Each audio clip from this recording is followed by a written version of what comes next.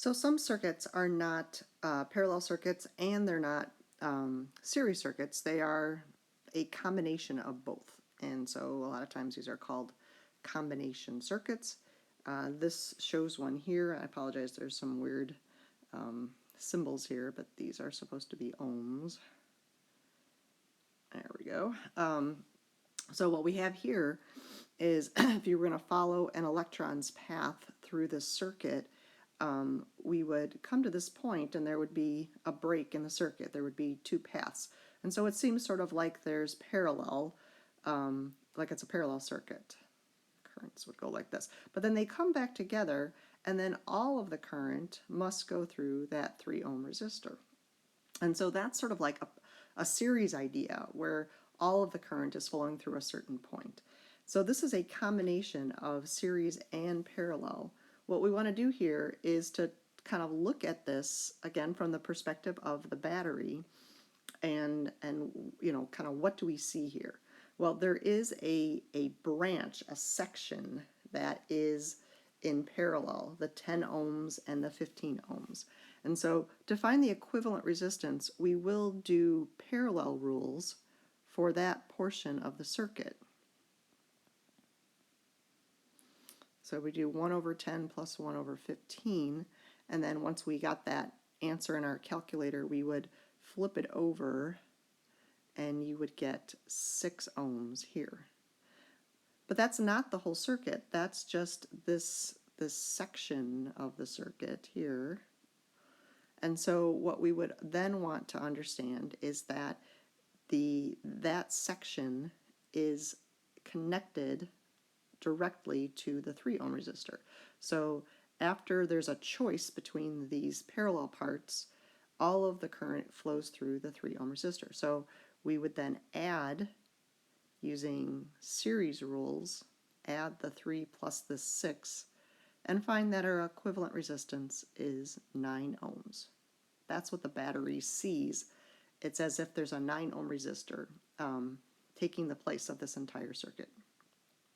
So if we wanted to find the current through the 3 ohm resistor, that would be the same as the current through the battery because those two parts are connected in series with each other. There's just one path through them both.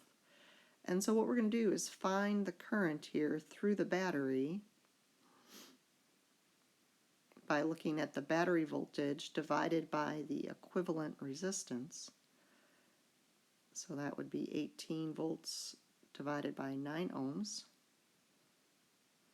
And we've got 2 amps. So that means that there are 2 amps flowing here. There's also 2 amps flowing here. There's a total of 2 amps flowing in this section. So we have to do a little bit more work to figure out how it splits up. But what we can notice is that there is, you know, out of the 18 volts, there would be a drop in voltage. There would be a voltage across the 3 ohm resistor. And then that, by finding that, we can find what's remaining of the voltage for my kind of highlighted section. So we'll use V equals I times R, and I'm focusing on just the 3 ohm resistor, just that little section. But we figured out that its current is the same 2 amps, and that's flowing through. I'm just going to look at just that 3 ohm resistor, and so that tells me that there's 6 volts across just that little section. So let me see if I can kind of highlight this. So here there are 6 volts, and then here, whether I go this way or I go this way, there are a remaining 12 volts. Okay, how did I get 12 volts? Well, I took the whole 18 that the battery is providing, or the power supply is providing, and I subtracted the little pink section. I subtracted the amount that was across the 3 ohm resistor, and that leaves me with 12 volts, whether I'm measuring it from here to here or whether I'm thinking about it this way. Either pathway, there has to be a voltage across that section of 12 volts. They don't share the 12 volts. They each get their full 12 volts. That's the parallel rule, that the voltage is the same across each of the parts. And then once I know that 12 volts, I can again focus in on a single resistor. So I know the voltage across the 10 ohm resistor. So I'll use just a modified version of Ohm's law. And again, I'm just focusing on the 10 ohm resistor. So we'll use this 12 volts that we just found and the 10 ohms for that little section, and we get 1.2 amps. Now, one thing I can do just to verify that I'm doing this right, just off to the side here, this is not required, but the 15 ohm resistor would also have that same 12 volts across it. So if I took 12 volts divided by 15 ohms, I would get 0.8. And as a check, I can see that the 1.2 plus the 0.8, the two parts through the parallel section, do in fact add up to the total current that's going through the battery. So I'm really confident that I've got this one down. All right, let's look at another way that we could arrange a few resistors where it wouldn't be exactly parallel and it wouldn't be exactly series, but it would be a combination. All right, and again, I'm missing my my ohm symbols. Sorry, my copy paste didn't work here. So these are ohms. So let's again find that equivalent resistance. Let's imagine ourselves as an electron. Okay, so I'm an electron, I'm coming along here, and again I reach a point where there's a choice. So there's a parallel section. Either the electron goes this way or it comes this way. Okay, now if it goes through the 40 ohm, it just goes right back to the battery. So there would be 12 volts across this 40 ohm, just like there's 12 volts across the battery. But for the other section, that 12 volts has to push the current through both of these resistors, the 45 and the 15. So those two are in series with each other. The current has to flow through both of those if it's going to go along this branch. It's not a choice. So to find the equivalent resistance, what we'll do first is we'll look at this little series section, and we'll notice that there's a 45 ohm and there's a 15, and they're in series with each other. They're linked end to end, not side by side. And so together they would be 60 ohms. But if I'm the battery and I'm looking at the whole circuit, there's a 40 ohm here, and then this combination of 60 ohms, this total of 60 ohms in the other branch. So that's a branching. There's a choice, a path, two different paths. And so here we would use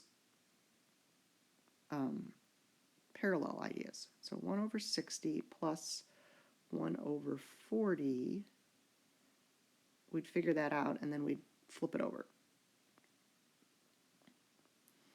Okay, and this comes out to be 24 ohms. So that's our equivalent resistance for the whole circuit, again, what the battery sort of sees. Now, I'm looking for the current through the 40 ohm resistor. But again, the 40 ohm resistor is directly connected to the battery. Okay, there's a path where an electron could just follow this little branch and ignore the entire rest of the circuit, and it could go all the way through the circuit. And that's how parallel circuits are. They're independent of the other parts of the circuit. So to find the current, I just need to treat this like it's a regular parallel circuit. Current is voltage over R, and it's going to be the full voltage from the battery divided by my 40 ohms. I think I can do this in my head, but I'm going to double check on my calculator here. 12 divided by 40 is 0.3 amps. now that's just this part. Okay, that's not the whole current. There's going to have to be more through the battery, which is the last question we're going to ask. Let's look at now the voltage across the 15 ohm resistor. All right, so across the 15 ohm resistor, it's not going to be the full 12 volts because from here to here is 12 volts. But this little section is divided into two parts. There's going to be a voltage here, and then there's going to be a voltage here. And together, those two voltages are going to add up to 12 volts. All right, so let's see if we can figure out what that would be. Together, again, they have a resistance of 60 ohms. So why don't we just look at that section as a whole? Okay, so we're looking at that whole section. And for that, the current should be the voltage for that whole section divided by the resistance of that whole section. So there I can use the 12 volts, but I can't just use 15 ohms or just use 45 ohms. I have to use the total of 60 ohms. That's throughout that little section. And again, I'm going to just double check my calculation here, but I think this comes out to be 0.2. Yep, 0.2. Okay, so that's the current through this section, 0.2 amps. That means each of those resistors has that amount of current flowing through it. So if I want to find just the blue section, the voltage across the 15 ohm, I can use Ohm's law. And again, now I'm just going to zoom in, focusing on just the 15 ohms. And take 0.2 amps times 15 ohms. And I should get less than 3 volts. I mean, less than 12 volts. I get 3 volts because part of it's across the blue, part of it's across the green. Again, if I kind of wanted to do just a little check to make sure it makes sense, if I did the same thing, that same 0.2 amps flowing through the 45, there you would get 9 volts. 0.2 times 45 is 9. And again, that makes sense because these two should give me the full 12 that the battery provides. I always like these because there's all these little checks along the way to make sure I'm thinking right.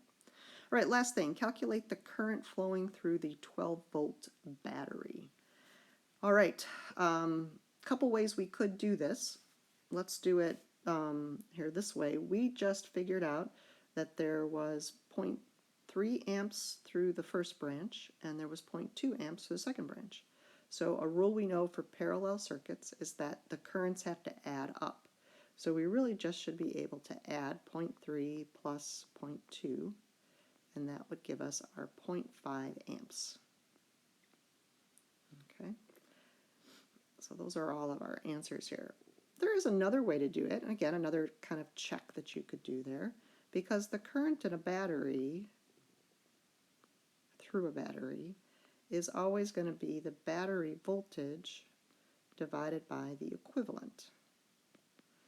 So we could take that 12 volts and we could divide by our answer that we got up here in part A,